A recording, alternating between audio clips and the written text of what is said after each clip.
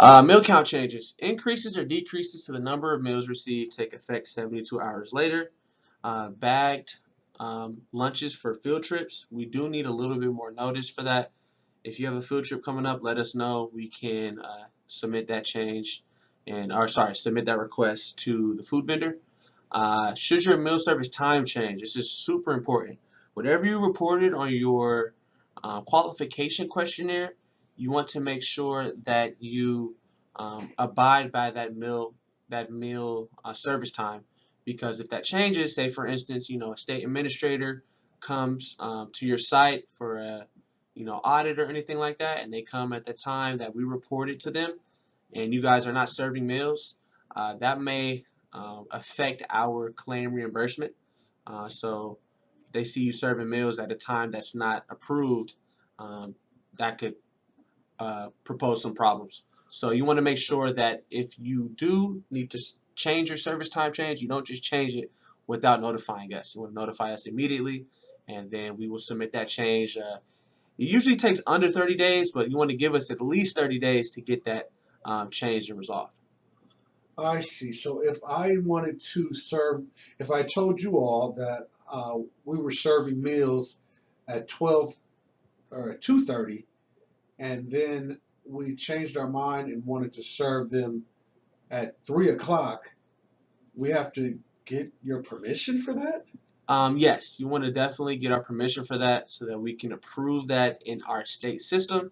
Again, as long as you let us know, it's not like we can stop you from changing your time, but you just want to let us know so that we can update our systems and that we're all set and in compliance. I see.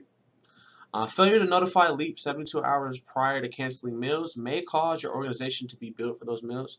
So if you have any school pupil-free days or anything like that coming up that are not in your calendar, you definitely want to let us know 72 hours prior to that day so that we can go ahead and be set. I think this goes without saying, especially in the times that we're in. You want to definitely wash your hands, wash your hands, wash your hands.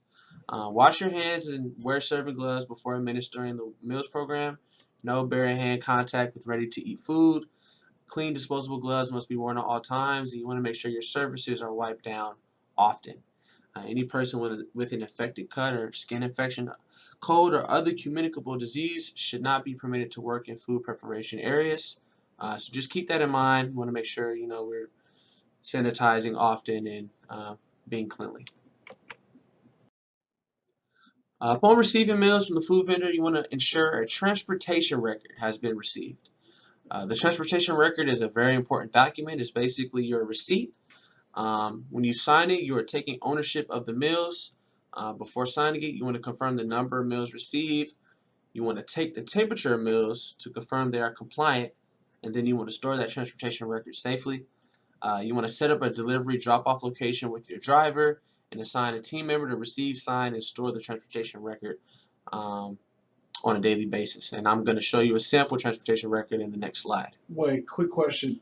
You said we have to take the temperatures. So we're supposed to take the temperature of all 60 meals?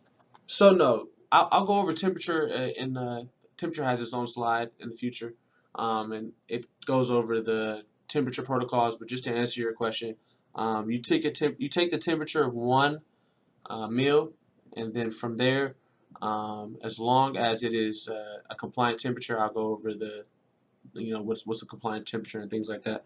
As long as it's a compliant temperature, you don't have to take the temperature of every meal after that, as long as you do that one meal in milk. I see.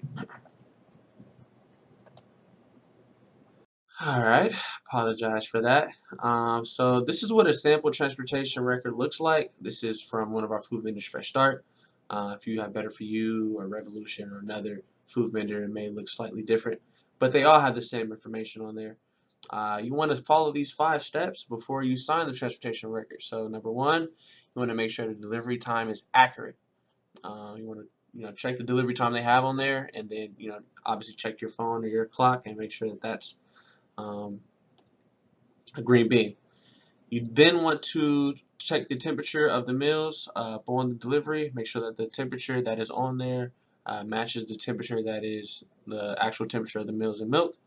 You then want to check to see if the items delivered match what was actually received. So you'll look at the food components, and you'll see the food components on the transportation record. You'll verify if they are the same. You want to count the meals to make sure that the delivered amount is the correct amount.